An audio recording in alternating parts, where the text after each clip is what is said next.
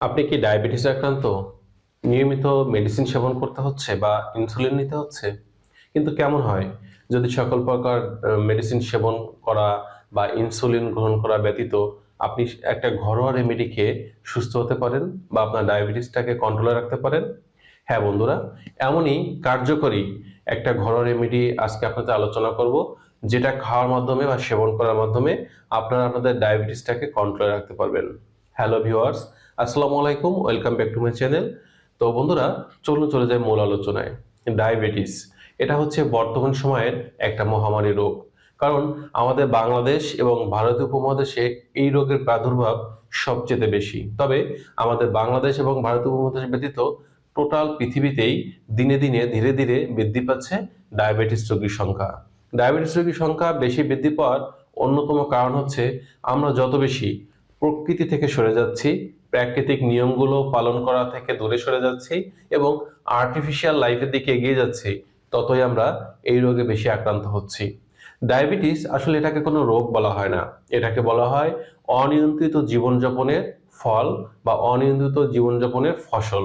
কারণ হচ্ছে ডায়াবেটিসের যে কারণগুলো থাকে তার মধ্যে অন্যতম হচ্ছে অতিরিক্ত রাত জাগা, সেটা কারণে বা অকারণে যে কারণে হোক না কেন।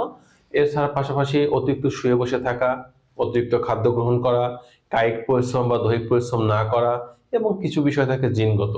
তো এই কারণগুলা কিন্তু ডায়াবেটিসের জন্য মুখ্য ভূমিকা পালন করে থাকে। তো আমাদের অবশ্যই এই যে কারণগুলো আছে, এই জায়গা থেকে প্রত্যেকটি মানুষের যারা ডায়াবেটিস রোগে আক্রান্ত তাদের সচেতন হতে হবে। সচেতনতা বৃদ্ধির মাধ্যমে তাদের স্বাভাবিক জীবনে ফিরে আসার চেষ্টা করতে হবে। আর আজকে যে ঘরোয়া রেমেডি বলবো, এটা যদি নিয়মিত 10 থেকে 15 দিন সেবন করতে পারেন, ইনশাআল্লাহ দেখবেন যে কোনো প্রকার মেডিসিন ছাড়াই আপনাদের ডায়াবেটিসের সুগার লেভেলটা নিয়ন্ত্রণে চলে আসছে। তবে এই রেমেডি খাওয়ার আগে অবশ্যই আপনারা আপনাদের ডায়াবেটিসের সুগার লেভেল কত আছে এটা পরীক্ষা করে খাতায় লিখে রাখবেন এবং 10 থেকে 15 দিন খাওয়ার পরে আপনারা আবার ডায়াবেটিসটা পরীক্ষা করে দেখবেন যে আপনাদের কতটুকু উন্নতি হয়েছে।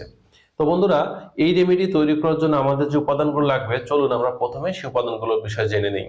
প্রথম নম্বর যে উপাদানটা আমাদের প্রয়োজন সেটা হচ্ছে কাঁচা করলার রস 4 চামচ পরিমাণে, 4 চা চামচ পরিমাণে। আমরা কাঁচা করলাটাকে একটু থেতো করে বা ব্লেন্ডারে দিয়ে এর রস বা নির্যাসটুকুন বের করে নিব। তো আমাদের 4 চামচ রস প্রয়োজন হবে। এর সাথে আমাদের 1 চামচ পরিমাণে প্রয়োজন হবে তেলাকুচা পাতার রস। অর্থাৎ এই তেলাকুচা পাতাটাকে আমরা এনে থেতো করে বা ব্লেন্ডারে দিয়ে এর রস বা নির্যাসটুকুন আমরা বের করে নেব 1 চামচ পরিমাণে। এর পাশাপাশি আমাদের তৃতীয় নম্বরে প্রয়োজন হবে নিম পাতার রস 1 চামচ পরিমাণে। এক্ষেত্রে আমরা কাঁচা নিম পাতা আনবো এবং এটাকে থেতো করে বা ব্লেন্ডারে দিয়ে এর যে রস বা নির্যাসটুকুন বের করে নিব 1 চামচ পরিমাণে। এবার টোটাল 3টি উপাদান মিশিয়ে আমাদের মোট 6 চামচ রস হবে। এটাকে ভালো করে আমরা মিশিয়ে নেব। খাওয়ার নিয়মটা হচ্ছে প্রতিদিন সকালে ঘুম থেকে উঠে একেবারে খালি পেটে আমরা এই রস বা নির্যাসটুকুন খেয়ে নেব। এবার এটার পাশাপাশি রাতে আমাদের আরেকটা খাবার খেতে হবে বা আরেকটা রেমেডি আমাদের সেবন করতে হবে।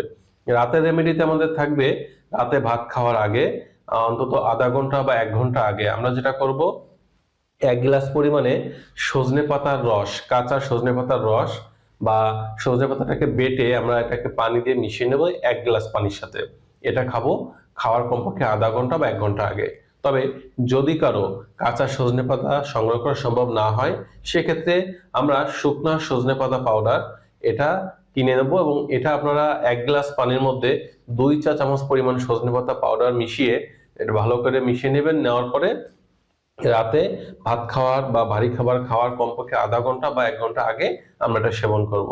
এইভাবে যদি সকালে এবং রাতে আমরা এই রেমেডিগুলো সেবন করতে পারি, ইনশাল্লাহ আপনি 10 দিন থেকে 15 দিন সেবন করার পরে যখন পুনরায় ডায়াবেটিসটা টেস্ট করবেন, তখন দেখবেন যে আপনার খাওয়ার আগে কত ছিল, খাওয়ার পরে 10 দিন পরে বা 15 দিন পরে কতটা উন্নতি হয়েছে।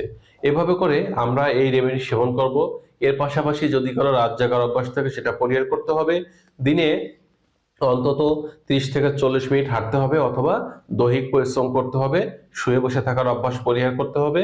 অতিরিক্ত খাবার খাওয়ার অভ্যাস এটা থাকলে এটা আমাদের পরিহার করতে হবে এবং কার্বোহাইড্রেট যুক্ত খাবার এগুলো যতটা সম্ভব কম খেতে হবে এবং আমাদের সুন্দর একটা লাইফস্টাইলের মধ্যে চলে আসতে হবে। প্রকৃতির সাথে আমাদের সম্পর্ক বৃদ্ধি করতে হবে।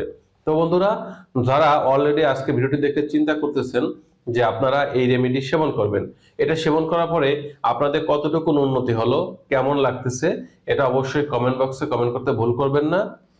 কারণ আপনাদের পজিটিভ কমেন্টগুলো দেখে অনেক ডায়াবেটিসের রোগী আছে, তারা এই রেমেডি সেবন করার মাধ্যমে সুস্থতা অর্জন করতে পারবে, মেডিসিন ছাড়াই ভালো থাকতে পারবে। এই ছিল আজকের বিষয়। সকলে ভালো থাকবেন।